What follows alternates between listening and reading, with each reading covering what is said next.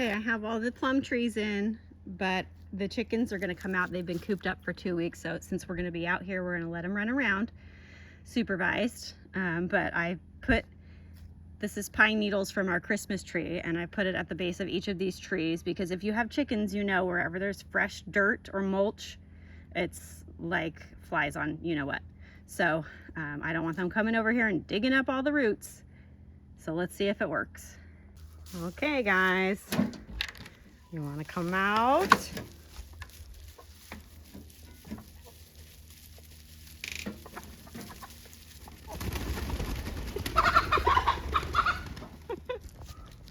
Okay, so it's been 3 days and the pine needles are working really well as a deterrent for the chickens.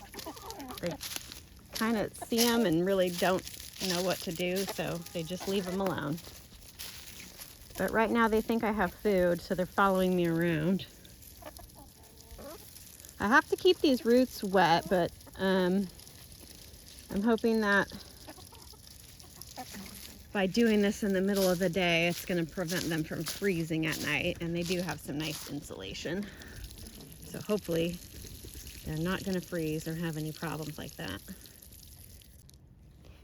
This has really been a game changer. This is making it so much easier to dig with. I've never had to deal with clay before we moved here, so this is like a third of the effort. I'm actually looking forward to digging 2 more holes here because we're going to put in our apricot trees once we get those, and they're a little more expensive, so I spent $90 on these 3, and then it's going to be about $100 for just the 2 apricots. And these are Puget Gold apricots. They're native from here, and they're supposed to be really good. It's kind of a risk because I haven't tasted them, but I think they'll be yummy. So I think some of this was intentional clearing, and then I think some of these just got blown over when we had the big wind. So the process for clearing out this hill continues, and there's some piles of wood we have to deal with.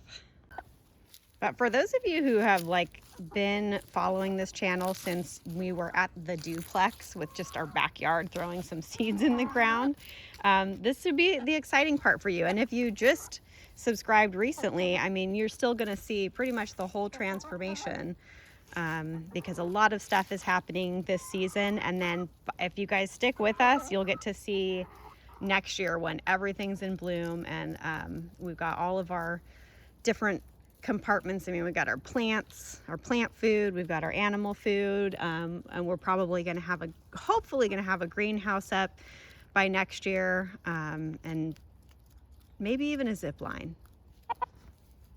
So this is going to be a challenge. This is where our medicinal garden is going to be.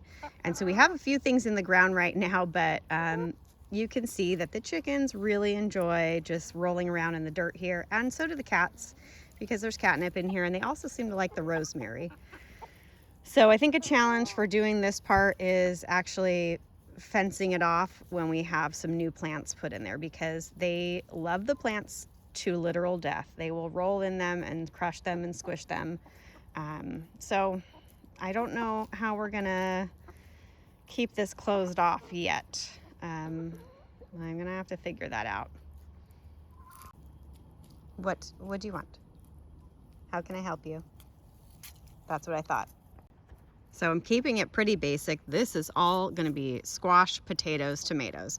I'm gonna throw in some garlic where space allows, and then I will do, once we start pulling up the tomatoes, I will put in some onion, but just keeping it really simple with the staples that I know that we are going to devour as a family.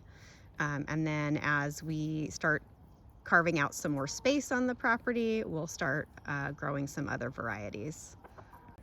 In case you were wondering, yes, the chickens are still on lockdown. They can only be out with supervision, and they have 1 more week to go, and then we'll kind of ease off and let them roam around like they used to. But I think that I am going to reduce the hours that they are out, and at least keep them in probably 2 days a week for the full day. I just think that overall, because of the chaos they create around the house and getting into things and pooping on the deck, they can handle being in the coop a little bit more than usual.